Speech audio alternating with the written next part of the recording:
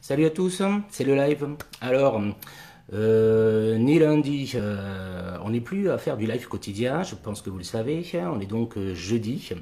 J'ai commencé le live, mais je l'ai commencé sur la mauvaise page. Donc, je arrête le live et je reviens et je le recommence sur la bonne page. J'espère que cette fois-ci, je vais avoir quelques personnes. Je ne comprenais pas pourquoi j'avais pas trop de gens, mais en fait, peut-être que j'avais ce petit problème là. Donc, je reviens à ce que je voulais dire et ce que j'ai dit en fait déjà. Et donc, je vais recommencer mon live pour le mettre sur la bonne page. Donc, trois petites choses. Je vais essayer d'être dans le bon sens cette fois-ci. Trois petites choses. La première de ces petites choses, c'est un témoignage, en fait, une discussion qui se trouve sous l'article Guérir à Oran entre deux personnes. Et en fait, il y a un ensemble de trois personnes qui discutent. Salut Nadine. Oui, alors Nadine, je me suis planté. En fait, j'ai fait ça sur mon autre page. Et au bout de 10 minutes, je me suis rendu compte que je m'étais planté de page. Donc, hop, il a fallu que j'arrête mon live, qui est enregistré le début sur l'autre page et qu'il va falloir que je supprime. Et je suis revenu sur la bonne page pour relancer le live et repartir de zéro. Donc, premier point, donc une discussion qui est entre deux personnes sous mon article Guérir à Oran. Ensuite, on attaque avec ça, qui est donc la promenade de l'étang, qui se trouve entre la rampe de Vallès, l'ancienne rampe de Vallès, et la marine de l'autre côté, quoi. Et elle a une histoire qui est intéressante, et notamment au tout début avec le général de l'étang, qui est quand même un type assez spécial. Et puis on finira avec un bonhomme qui est paysagiste, mais que je vais mettre à part de l'histoire du jardin de l'étang, parce que il est un peu particulier, il a un regard spécial sur tout ça. Il s'appelle Gilles Clément, et bon, il est assez connu. Salut Dominique. Donc, j'attaque avec une discussion qui a eu sous mon article Guérir à Oran. Alors, je pense que c'est quelqu'un qui l'a partagé. Et dessous, on se retrouve avec deux personnes qui discutent. Et j'aime bien cette discussion assez sympathique et dynamique, dans laquelle donc il y a une personne qui dit excellent récit, en parlant donc de mon texte, qui réveille en moi ce que j'ai voulu vivre en 1980, 18 ans après cet exode, hors verrue plantaire, puisque j'ai quand même parlé de la verrue plantaire dans ce petit texte-là, mais lui évidemment n'a pas la verrue plantaire. J'ai partagé exactement ce qu'a ressenti Paul et je recommencerai bien. Ça veut dire qu'en fait, je pense qu'il y est déjà retourné. Ce que j'ai voulu vivre en 1980, c'est-à-dire qu'il est déjà retourné en 1980, cette personne-là. Et il pose la question, quelques neveux me suivraient? Point d'interrogation. Est-ce que quelques neveux me suivraient? Donc il pose une question à la génération qui se trouve juste au-dessous. Il demande, est-ce qu'il y a quelqu'un qui me suivrait? Moi j'aimerais bien y retourner, est-ce qu'il y a quelqu'un qui me suivrait? Et dessous donc, manifestement, il y a un neveu qui répond, ah que oui, même sans verrue plantaire. Dessous, Serge répond, allez, on organise pour 2017. On organise pour 2017, ça veut dire que d'un coup, tac, ils se disent, allez, on organise le voyage pour 2017. Puis, le premier qui reprend, ce serait pour moi un grand virage et peut-être un apaisement. Et pourtant, c'est quand même quelqu'un qui est retourné là-bas. Trop d'années à partager, à écouter tous ces noms de rues, de places, de plages, en famille et sûrement avec beaucoup de retenue. Alors oui, je signe pour 2017. Et j'espère avec le patriarche. C'est-à-dire que là, il a envie, en plus, d'amener la génération qui est au-dessus. Alors lui, il se trouve au fond, à la plaque tournante, il demande à des neveux, et il aimerait bien amener le patriarche. C'est-à-dire qu'ils aimeraient bien être à 3 générations pour y aller. Mais il dit bien, j'espère amener le patriarche, pas gagné.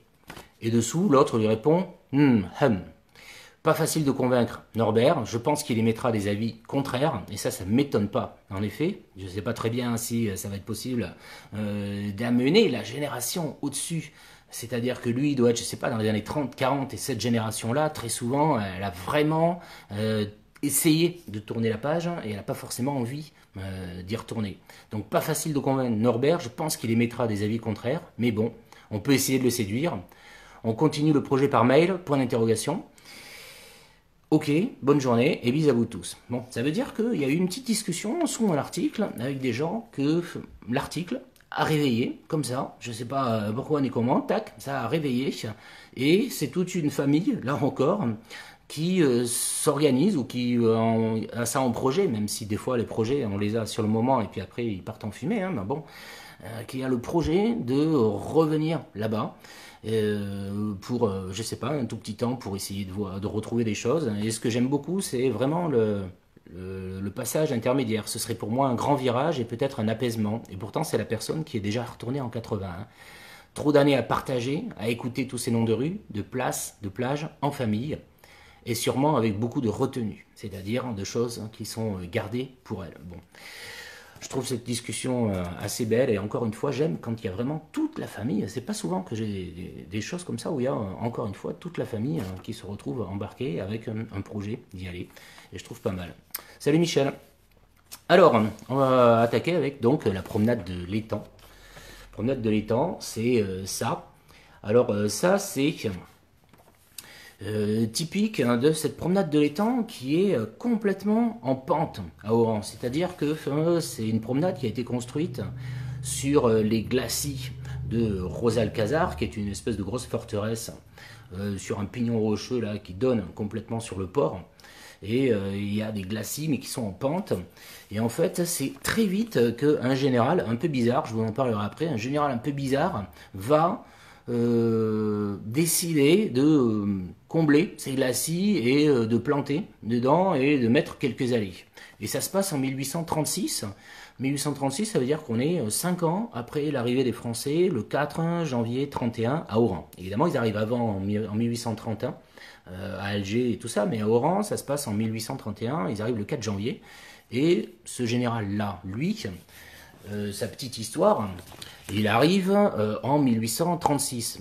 Donc dès 1836, le général de l'étang, commandant les troupes, fait recouvrir d'importants glacis nus, donc c'est les glacis qui sont autour de Rosalcazar en contrebas, de plantations, et il fait tracer des allées. C'est pourquoi le 21 janvier 1837, le conseil municipal décide de donner le nom de l'étang à cette promenade. Il faut savoir que le général de l'étang, lui, il est parti, il est retourné en France une semaine avant. Il est reparti en France le 13 janvier 1837. Une semaine plus tard, le conseil municipal va décider de donner à cette promenade le nom du général qui était là pendant peu de temps, mais il était là 5 mois. Et je pense qu'il était là 5 mois parce que c'était pas le général qui était adapté à la situation. En 1832, on lui confie la formation du 2e régiment de chasseurs d'Afrique à ce général. Nadine me dit, depuis que j'ai fait circuler le reportage sur Sidi Bel Abbès, mes frangines ont envie d'y retourner, mais elles ont du mal à faire le pas. Cela leur semble insurmontable. As-tu reçu mon info sur le marabout de Sidi Bel Abbès? Tac, je vais faire afficher plus. Sur le marabout de Sidi Bel Abbès. Est-ce que j'ai reçu l'info sur le marabout de Sidi Bel Abbès? Bonne question. Ça dépend quel. Oui, je crois que tu m'avais dit. Tu m'avais donné un nom de quartier où se trouvait le marabout de Sidi Bel Abbès. En effet, c'était une de tes sœurs qui avait donné le nom. Le problème, c'est que je me rappelle déjà plus parce qu'en fait, je connais pas Sidi Bel Abbès et c'était un nom que tu m'as donné que je connais pas. Donc, je l'ai pas sous les yeux et je me rappelle déjà plus du nom. Sidi Bel Abbès, elles ont envie d'y retourner, mais elles ont du mal à faire le pas. Je pense que je pense qu'il faut oser faire le pas. Je pense qu'il faut oser faire le pas, tout simplement. Hein. Alors, moi, ma petite technique, c'est toujours pareil, c'est de prendre contact. Alors, il y a 2 moyens de le faire. Hein. C'est de prendre contact avec les Algériens, ou alors de le faire le barrio alto. Voilà, c'était quelque chose que je connaissais pas. Le barrio alto, je l'ai vu marqué nulle part, donc tac, je l'ai oublié instantanément. Et je vois même pas en fait à quoi il correspond le barrio alto, hein, ce qui veut dire le quartier haut, ce qui est logique puisque c'est apparemment au nord de Sidi Bel Abbès. Mais je sais pas, je sais pas où il est ce truc. Je sais pas où il est. J'ai pas réussi à le repérer. Donc pour y aller, franchir le pas, je te dis, moi j'ai deux manières. Enfin, il y a 2 possibilités. Hein, c'est soit on se trouve une association liée à Sidi Bel Abbès et on fait le voyage avec cette association-là, soit on décide de le faire seul, mais il y a seul et seul. Le Barrio Alto, village arabe. Le village arabe, c'était soit, pour moi, je n'ai trouvé que 2 noms, si tu veux. C'était soit le village nègre, ce qui est classique, hein, puisque on appelait tous ces villages musulmans des villages nègres, manifestement, ou alors le faubourg Bugeaud. C'était comme ça. Mais le Barrio Alto, je ne l'ai pas lu, mais c'était peut-être de cette manière-là qu'il était appelé. Ouais, je vois, ouais, près du cimetière arabe. Je vois. Alors c'était peut-être le nom commun qu'on lui donnait, mais c'était pas un nom manifestement qu'on retrouvait dans les écrits. Le Barrio Alto, c'était probablement de la manière dont on l'appelait couramment, mais je l'ai jamais, je l'ai pas croisé dans les écrits, même si j'ai pas lu tous les écrits, loin de là, c'est sûr. Mais en tout cas, en regardant, j'ai pas vu passer le Barrio Alto, hein. Près des voies ferrées. Ouais, ouais, je vois bien puisque la voie ferrée passe au nord là. Donc je vois où est le quartier arabe et je vois où est le cimetière arabe. Donc j'essaierai de regarder de ce côté-là. D'accord. Donc je reviens quand même à mon petit général de l'étang. Mon petit général de l'étang, il a en charge les régiments de chasseurs d'Afrique. Le problème, c'est que les régiments de chasseurs d'Afrique, c'est tous des têtes brûlées. Et que ça me rappelle la Légion étrangère, où c'est tous des têtes brûlées aussi, et qui sont quand même très difficiles à manier ces personnes du régiment d'Afrique, et que le souvenir que le général du Barail, qui arrive un petit peu après, et que ce général possède du général de l'étang, il dit c'était une figure militaire bizarre. Donc il parle du général de l'étang, c'était une figure militaire bizarre, tout petit, les cheveux roux.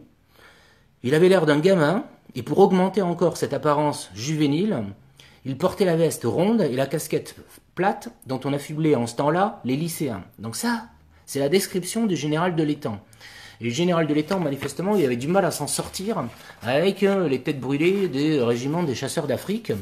Il avait une autorité, mais il était violent, il était dur et tout ça, et en fin de compte, ça n'avait pas l'air de jouer en sa faveur parce qu'il n'a jamais vraiment réussi à manier le régiment des chasseurs d'Afrique. Donc on se retrouve avec un côté violent, avec une anecdote qui va montrer tout de suite qu'il a un côté violent. Pour illustrer le côté violent et bizarre du caractère de ce chef militaire, le général du Barail rappelle l'incident suivant. Le colonel de l'étang avait puni de prison un brigadier coupable d'avoir, étant ivre, arraché le voile de la femme du caïd Ibrahim revenant du bain mort. Il l'avait envoyé au fort de Merzel-Kébir, monté sur un âne et portant, sur sa veste retournée, une pancarte sur laquelle était inscrite sa faute et sa punition. Des chasseurs l'ayant rencontré jugèrent l'honneur du régiment compromis et coururent au quartier prévenir leurs camarades. Tous montèrent à cheval, allèrent délivrer le brigadier et le ramenèrent en triomphe à Oran. Donc c'est pour dire qu'il y a manifestement comme une espèce de mutinerie de tous les régiments, enfin du régiment de chasseurs là, contre le général de l'étang, dont ils estiment que la punition est humiliante pour le chasseur. Bon, j'en sais rien, je ne vais pas juger ça. L'étang, le général de l'étang, fit rentrer les mutins dans l'obéissance et à force d'énergie et renvoya le coupable en prison, mais sans pancarte. Bon, donc c'est un type qui va rester 5 mois, c'est-à-dire pas bien longtemps, et entre le 10 août 1836 et le 13 janvier 1837, il fait un petit passage, mais en attendant, dans ce petit passage-là, il va décider de combler les glacis qui sont là et de faire une promenade en pente. Et cette promenade en pente, on va essayer d'en parler un tout petit peu là.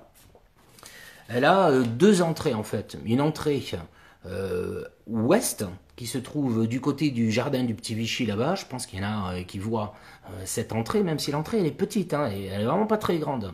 Et puis il y a une entrée est qui elle se trouve au niveau du bas de la rue Philippe et du début de la rue de Turin qui continue. Et en fait, même à ce niveau-là, au niveau de la rue de Turin, il y a deux entrées. Il y a une entrée un peu plus haut dans la rue qui va mener à la partie haute du jardin, et c'est probablement là qu'allaient se promener tous les amoureux, puisqu'ils allaient se planquer dans la partie haute du jardin où ils étaient tranquilles. Et il y a une entrée plus basse au niveau de la rue de Turin où les gens vont aller se promener dans la partie plus commune, j'allais dire, là où tout le monde va se promener tranquillement, mais les amoureux ils vont se planquer en haut de ce jardin en pente là. Et donc il y a deux entrées. Une entrée tout en bas de la rue de Philippe et une entrée plus basse au niveau de la rue de Turin. Et même entre les deux, il y a une petite porte. Alors je sais pas, ouais, j'ai pas pris la photo. Il y a une petite porte qui rentre dans des souterrains. Et des souterrains qui sont sous la promenade de l'étang et qui sont en fait des refuges anti-aériens pour toute une partie de la population du quartier Bastrana qui se trouve là, mais aussi de la marine, mais côté place Kléber, et ainsi de suite. Ça, c'était Annie qui m'avait dit, et notamment sa maman, qui avaient des souvenirs puisqu'ils habitaient tout près de la place Kléber et que quand ils devaient aller se réfugier, ils montaient au niveau de Bastrana et ils rentraient dans ces refuges souterrains anti-aériens qui se trouvaient sous la promenade de l'étang. Et il faut se rappeler que des refuges anti-aériens, il y en a plein. Hein, et le reste de la marine allait se planquer, je en avais déjà parlé quand j'avais parlé des souterrains, allait se planquer dans des souterrains qui se trouvent sous la Casbah. Alors que la partie de la marine au niveau de Kléber, ils allaient se planquer au niveau de Bastrana dans les souterrains sous le jardin de l'étang. Donc en fait, il y a deux entrées là, au niveau du jardin de l'étang, et quand on rentre là, à une certaine époque en tout cas, et c'est même pas dit que ce soit dans les années 50, mais enfin, à une certaine époque, on avait ça. Ça, on voit plusieurs choses là-dessus. Alors, on voit tout en haut les tours mérénides. Alors, elles y sont toujours, évidemment. Mais on voit des choses qui n'y sont plus. Et on voit notamment quelque chose qui était là quand même et qui est resté là assez longtemps. C'est une grande colonne qui est la colonne du monument aux morts des marins. On voit un kiosque qui, lui, a disparu. Et on voit un petit peu plus loin, hein, une espèce de grand bâtiment où il y a un restaurant.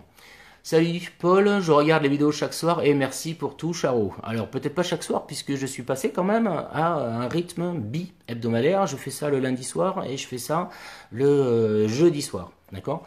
Donc ici, ça c'est la promenade de l'étang. Et on a vraiment, c'est l'une des plus belles photos que je connaisse de cette promenade. C'est dommage qu'elle soit en noir et blanc. On voit quand même qu'on a des grands palmiers, des grands arbres. On a des bellombras qui en fait sont des gros trucs. Salut oui oui. Sont des gros arbres avec des troncs qui sont un petit peu multiples. Et je ne sais pas pourquoi ils s'appellent Bellombra, peut-être parce qu'ils sont quand même assez gros et qui font, je pense, beaucoup d'ombre. Et apparemment, c'est des arbres qu'on retrouve d'Amérique du Sud, et à l'origine en tout cas, et qui sont là, et qui sont pas mal. Hein, qui sont pas mal. Alors ici, en fait, de cette partie-là, où il y avait pas mal de choses, on peut dire qu'actuellement, et même je pense dans les années 50, il y avait déjà plus le kiosque, parce que c'était une question que je m'étais posée, et que j'avais posée notamment à Abdelbaki, c'était ce kiosque-là, ça me questionnait, parce que dans les années 50, je ne voyais pas de photos de kiosque. Et il semble que, alors je sais pas, hein, je voudrais pas m'avancer trop, mais enfin il semble que déjà ce kiosque, à la fin des années 50, mais il n'y était plus. C'est pareil, juste à côté, il y a un restaurant. Ben, il semble quand même que ce restaurant-là, à la fin des années 50, alors je ne veux pas te dire de bêtises, hein, donc il faut se rappeler que je ne suis pas un historien, que j'ai juste fouillé un petit peu et que j'ai pas trouvé, mais il m'a semblé qu'il n'y avait pas de restaurant non plus hein, au niveau des années 50. Ça, c'est une photo qui doit dater de l'entre-deux-guerres. Par contre, dans l'entre-deux-guerres, donc, on se retrouve quand même avec un restaurant qui est là, un kiosque, et on a plein de photos de ce kiosque du jardin de l'étang, et un petit peu plus loin, une colonne du monument aux morts, aux marins. Et ça, je suis allé rechercher une photo quand même pour savoir un petit peu de quel marin il s'agissait. Et je pense que c'est très général, puisque j'ai vu que ça date, il y a une plaque dessous, qui n'y est plus actuellement, ou qui a été effacée, on va dire. C'était les monuments aux morts des marins entre 1914 et 1953. Donc je pense que ça compte évidemment la Première Guerre mondiale, la Deuxième Guerre mondiale. Et alors je ne sais pas si ils mettent dedans les marins de Merzel-Kébir parce qu'ils ont leur truc là-bas. Et j'aurais aimé voir ce qui avait marqué sur cette plaque-là, mais comme elle n'existe plus actuellement et comme j'ai pas de photographie assez près pour pouvoir lire ce qui est écrit sur ce monument aux morts aux marins, ben, je peux pas vous dire exactement. Je suis juste arrivé à apercevoir la date entre 1914 et 1953. Et alors juste derrière, il y a des grands escaliers aussi. Alors je sais plus trop si je m'étais mis, je crois que je m'étais mis une photographie de ces escaliers là. Ça c'est des grands escaliers qu'il y a et qui se trouvent derrière, quasiment à côté de là où se trouvait le kiosque. Sauf qu'il n'y a plus de kiosque, mais il y a toujours les grands escaliers là. Annie me dit, ma mère a une très belle lithographie du jardin de l'étang.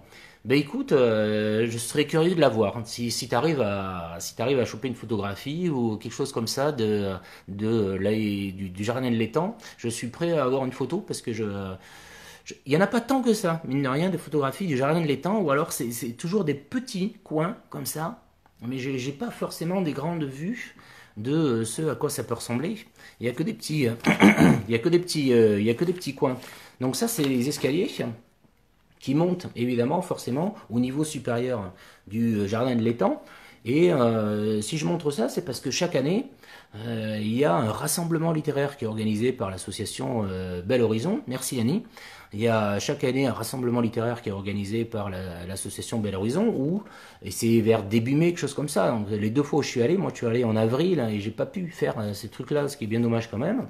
Et il y a des gens qui s'assoient sur les marches qui sont là, et leur objectif c'est de s'asseoir avec un livre et puis de lire, et puis de temps en temps il y a des personnes qui lisent des passages des livres là.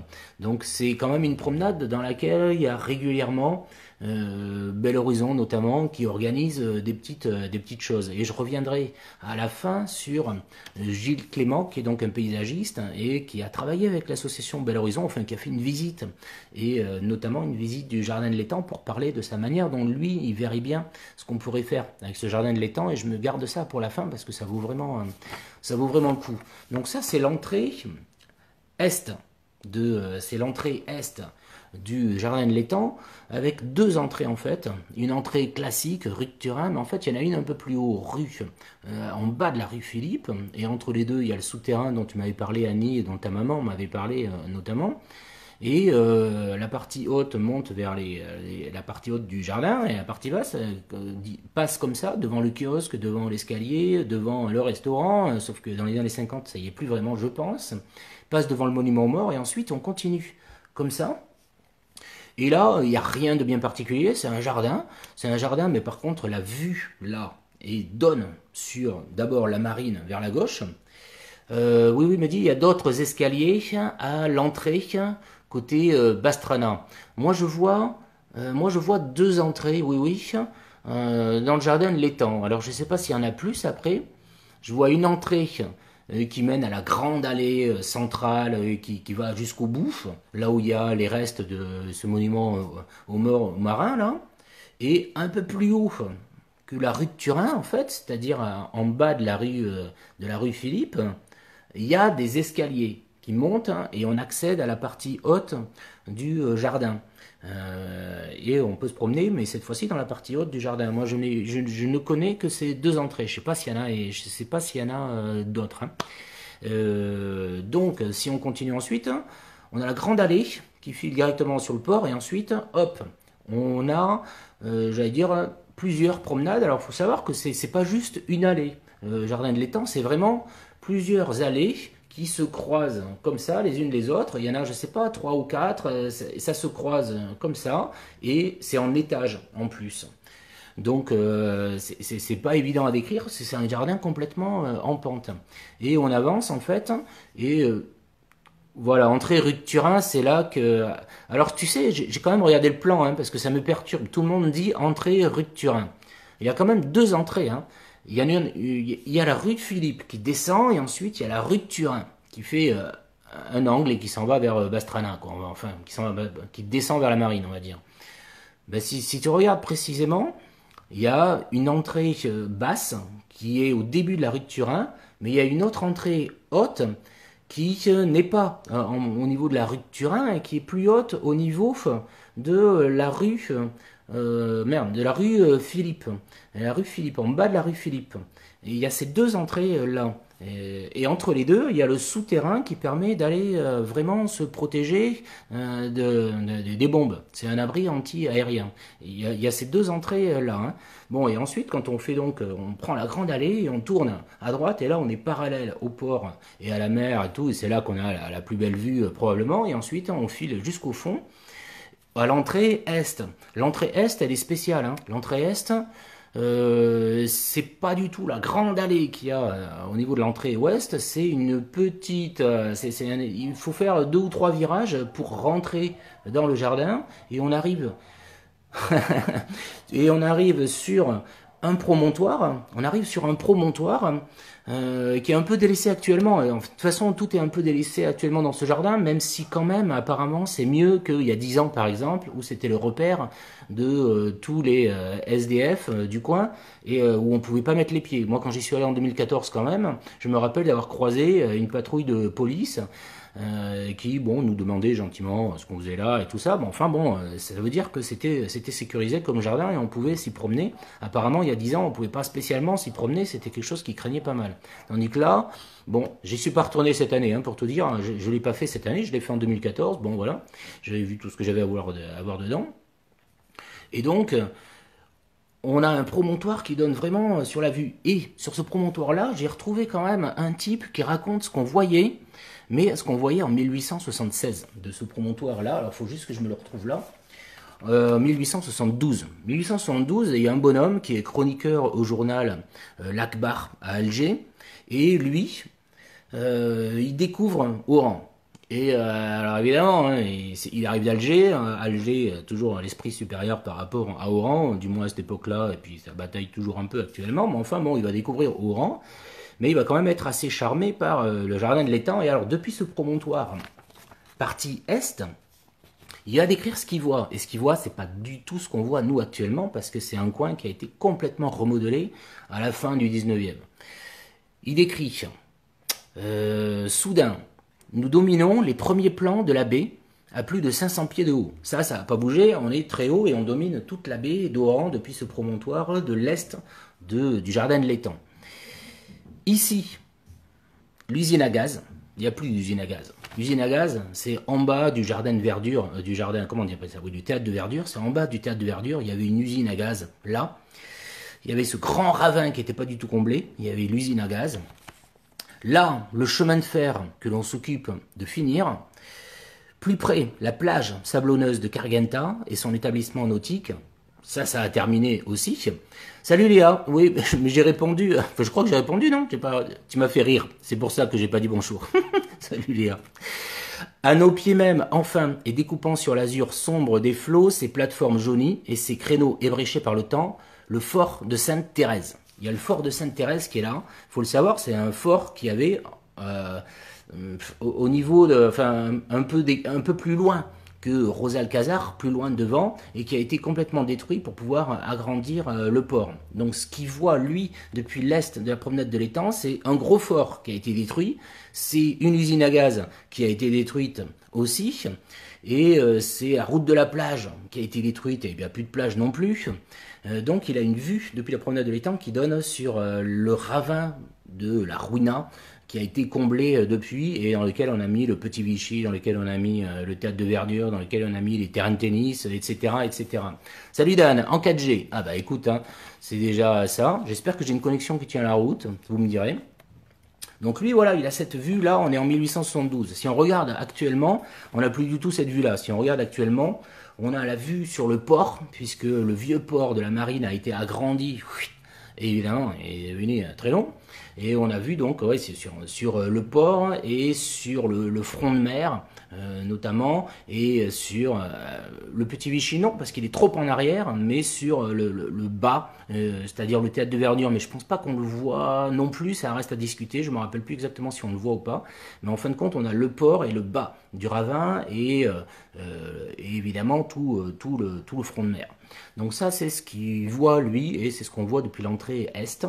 Et alors, il faut savoir que, aussi bien à l'entrée est qu'à l'entrée ouest, on a des plaques, alors j'ai pas mis, hein, des plaques en céramique qui sont un petit peu réparties partout dans la ville. Il y en a comme ça quelques-unes qui se trouvent sur tous les monuments. Il y en a au cimetière des Concessions, il y en a à Mosquée du Pacha, il y en a à Rosalcazar, il y en a plein comme ça qui ont été faites par un type qui s'appelle Jorba.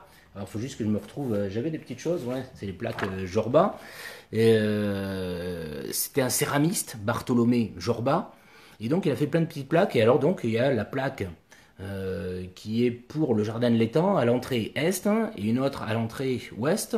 Et elles disent une chose, la même, les deux, mais elles n'ont pas le même dessin. Et alors, ça m'intrigue au niveau du dessin.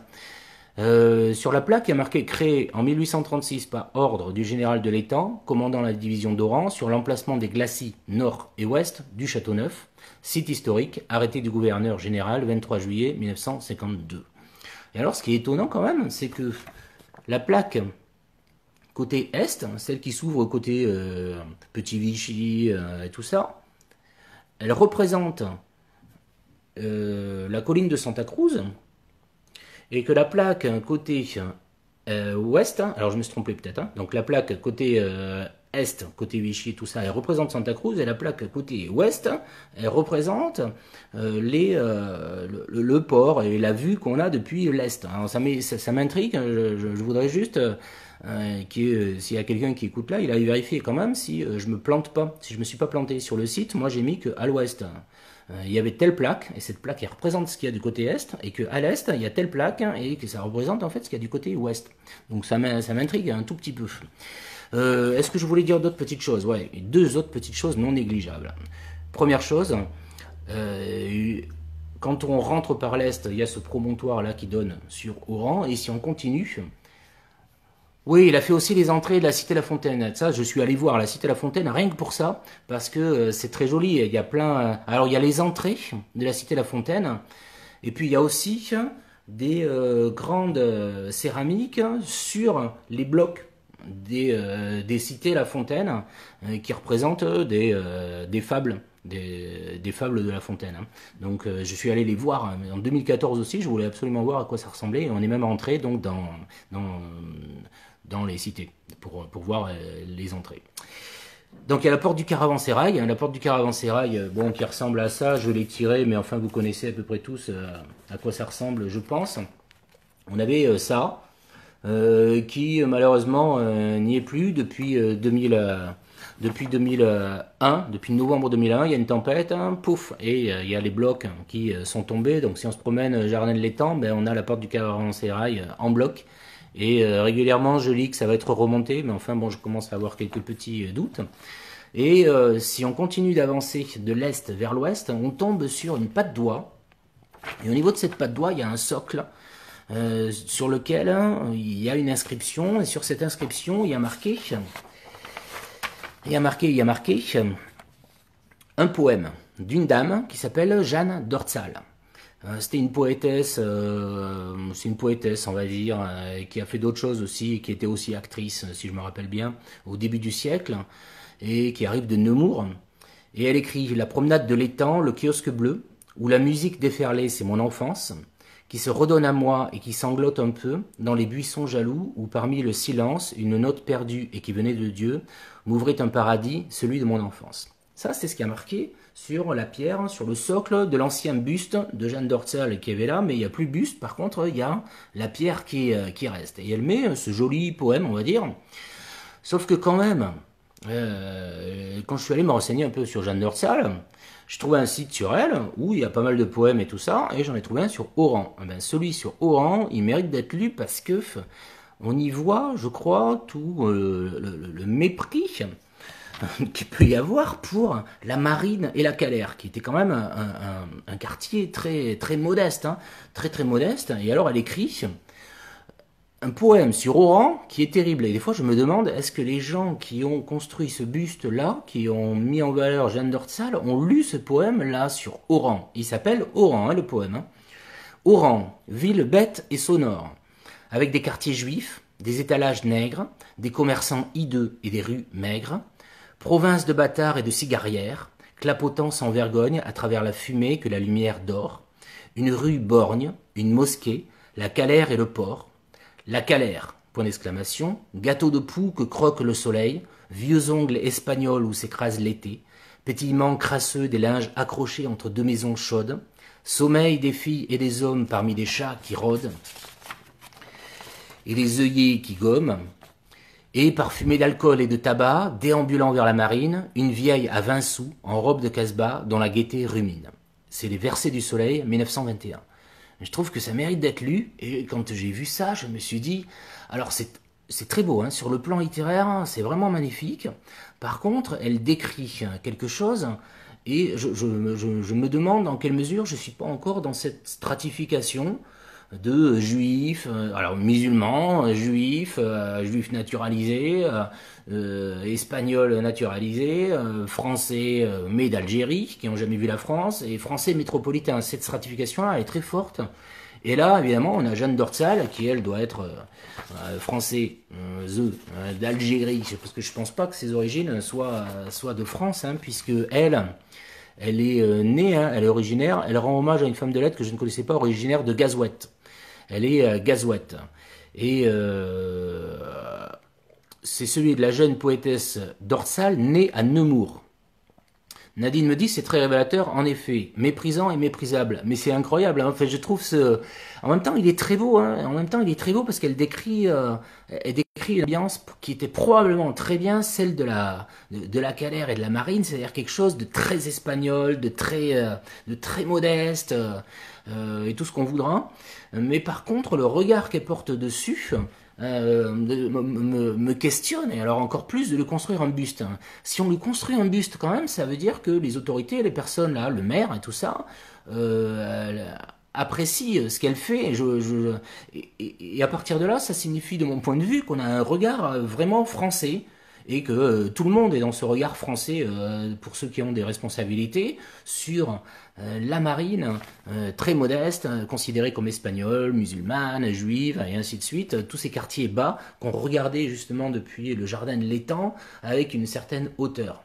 J'ai une très belle photo aussi, je sais pas trop si je l'ai d'ailleurs, là je crois pas que je me la suis prise, ce qui est dommage. Mais disons qu'on a par exemple cette photographie là, depuis le poème a été écrit manifestement en 1921. 1921.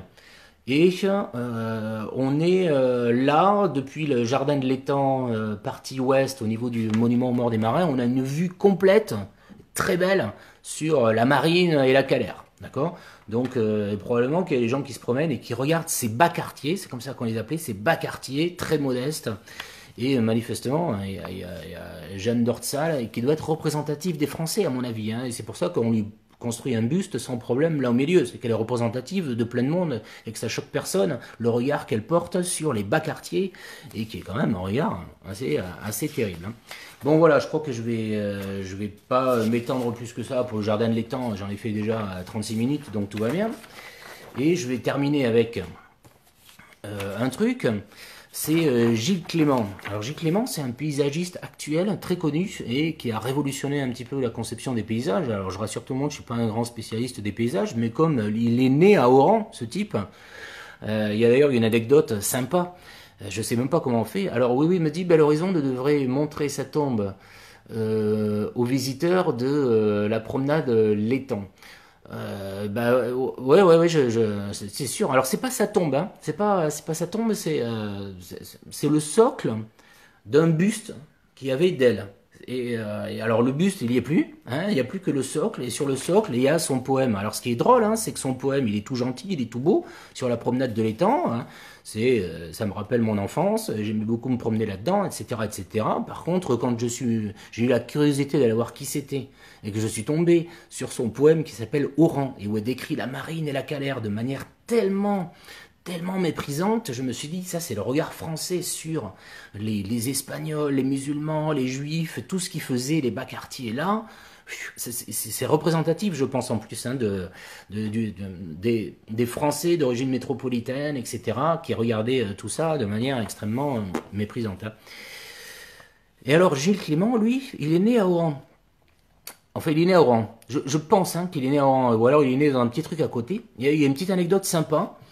Et dans les années, il va revenir lui en 2011, mais dans les années 50, en 1950, le père de Gilles Clément est négociant en vin, il installe sa petite famille en Algérie.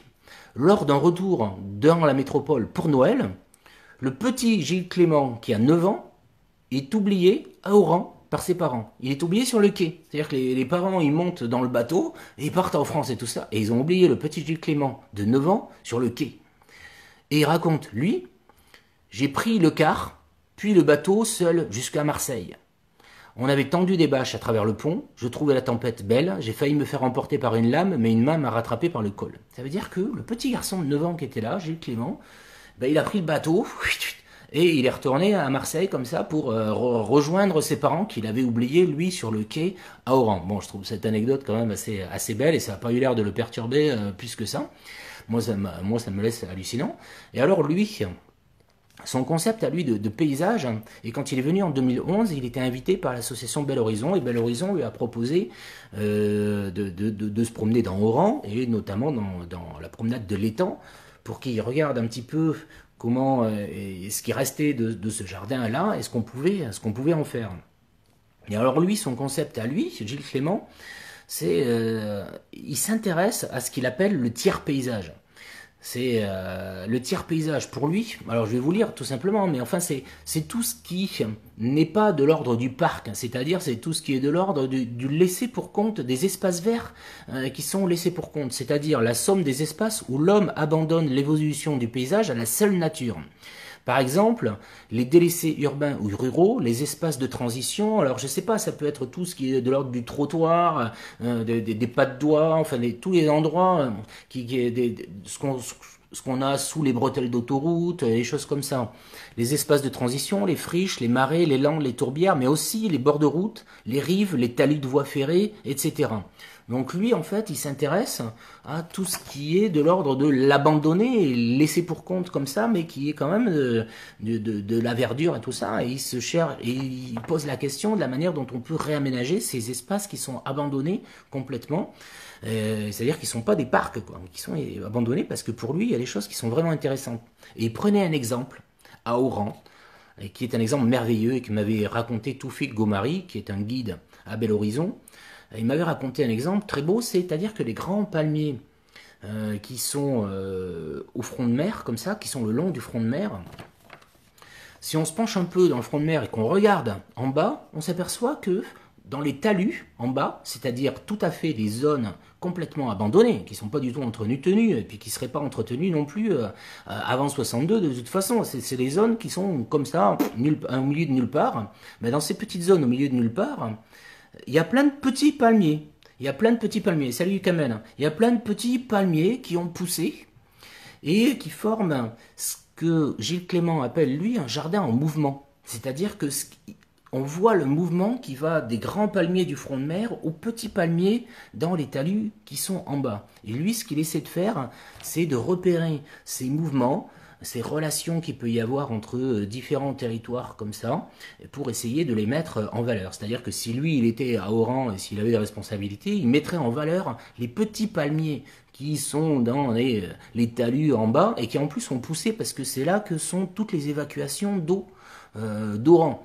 De tous les oueds, Ruina, Mina, etc. Et toute l'eau sort par là, et c'est pour ça que les petits palmiers, dont les graines des grands palmiers sont tombées là en bas, ils ont réussi à pousser. Et il aime bien, lui, voir qu'on voit ces relations entre différents endroits qui, a priori, n'ont pas tellement de lien. Il aime bien voir la relation entre ces différents éléments. Et quand il est allé au jardin de l'étang, évidemment, comme il n'y a plus personne qui s'en occupe depuis 15 ans à peu près, quelque chose comme ça, même s'il y a régulièrement des choses qui sont remises en place. Il y a un article de Samir Slama qui est sorti il y a 10 jours où il tape un peu sur le maire parce qu'il estime que certes il y a des crédits qui sont débloqués pour le jardin de l'étang, mais enfin qu'il n'y aura rien qui sera fait, etc. etc. Alors moi je ne vais pas juger ça, mais enfin c'est Samir Slama, et il est paysagiste lui aussi, donc il sait un petit peu ce qu'il dit.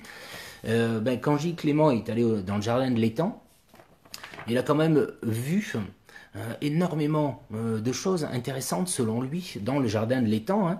Et je vais juste essayer quand même de reprendre un tout petit peu ce qu'il dit. C'est ainsi que pour la promenade de l'étang, Gilles Clément ne voit pas un jardin enclavé à multiples essences mais délaissé. C'est-à-dire qu'il ne voit pas ce qu'on voit nous. Nadine, pourquoi pas réhabiliter cimetière chrétien? Parce qu'on est un pays musulman et que c'est pas leur priorité. Voilà, c'est aussi bête que ça. Je pense que c'est la réponse la plus simple et la plus claire. Ça serait bien, évidemment. Enfin bon, on en est loin de tout ça. Ce que je voulais dire ici, c'est ainsi que pour la promenade de l'étang, Gilles Clément ne voit pas un jardin enclavé à multiples essences mais délaissé. Nous, on voit le jardin de l'étang comme ça. On le voit comme un jardin avec des jolis arbres d'essences différentes, mais qui est délaissé. Bon, lui, il dit non, c'est pas comme ça qu'il faut voir ce jardin-là, il y a possibilité de le voir autrement. Ça peut être un vrai jardin en mouvement dont on pourrait faire une promenade et un belvédère. Comme l'espace a été délaissé durant de nombreuses années, les herbes folles, les herbes folles que normalement on arrache, elles se sont développées et il suffirait en fin de compte, tondre un petit peu autour et montrer les relations qu'il peut y avoir entre ces herbes folles qui n'arrivent pas de n'importe où et d'autres plantes. Enfin, lui, c'est un grand spécialiste de ça. Je vous conseille d'aller voir ses jardins. Des jardins qu'il a construits en France, où on est dans des choses très particulières. On n'est pas du tout dans le jardin à l'anglaise ou dans le jardin à la française qui est carré dans tous les sens. On est dans un jardin qu'il appelle un jardin en mouvement. Et lui, quand il va voir le jardin de l'étang, la promenade de l'étang en 2011, ce qu'il voit, c'est tout le mouvement qu'il y a forcément, puisque dans ce jardin, tout a été laissé à la nature. Eh ben, il arrive à voir ça. Bon, ben, c'est quelque chose que je trouve intéressant. Et s'il y avait quelque chose à faire avec ce jardin de moderne, ça serait probablement essayer d'en faire quelque chose en mouvement et pas un jardin carré à la française. Évidemment, ça ne plairait pas forcément de fabriquer un jardin à la française, c'est son nom, ni un jardin à l'anglaise, mais faire un jardin en mouvement où il y a toutes les essences qui sont mélangées et où on voit bien, comme on voit dans le front de mer, les grands palmiers qui ont essaimé des petits palmiers sur les talus en bas, on voit bien ce mouvement-là. Eh ben, dans la promenade de l'étang, on pourrait faire des choses pareilles. Mais c'est vrai que ça serait bien qu'ils s'en occupent, tout simplement. Parce qu'il y a des problèmes d'irrigation, et ça, c'est ce que Samir Slama dit dans son article. Il y a quand même des gros problèmes. Des gros problèmes. Ça, c'est l'article de Samir Slama, qui publie, je sais pas, une dizaine de jours, une quinzaine de jours, et dans lequel il dit qu'il y a quand même, il n'y a plus d'irrigation des arbres qui sont là, qui sont centenaires, il n'y a plus d'irrigation depuis 15 ans. Donc il y a vraiment des gros risques pour que ces arbres-là, ils meurent. Et ça, quand même, ça serait, je pense, assez, on va dire, dommage, pour pas dire plus, assez dommage, quoi. Bon, voilà tout ce que j'avais à dire sur mes petites choses sur le jardin de l'étang. Comme je ne fais plus que 2 lives par semaine, ma foi, je peux bien tourner à 45 minutes. Je vous remercie d'avoir été présent. Je me suis planté au début, c'est pour ça que j'ai commencé à 19h10. J'ai commencé sur mon autre page. J'avais pas fait attention que j'étais sur l'autre page. Ça m'est déjà arrivé une fois. Ça m'est réarrivé aujourd'hui. Résultat, j'avais personne et je me disais comment ça se fait quand même que j'ai personne. Je devrais au moins avoir 5 ou 6 spectateurs. Donc du coup, j'ai recommencé à 0 à 19h10. Donc c'est pour ça que j'étais en retard, sinon j'étais bien à 19h. Et lundi, ce sera à 19h aussi. Et 19h, je fais lundi Périgueux. Comme j'ai trouvé de la documentation sur Périgueux, lundi à 19h, je ferai Périgueux pour les Périgolais qui me l'ont demandé. Voilà, je vous salue, je vous remercie de m'avoir suivi. On se retrouve donc lundi à 19h.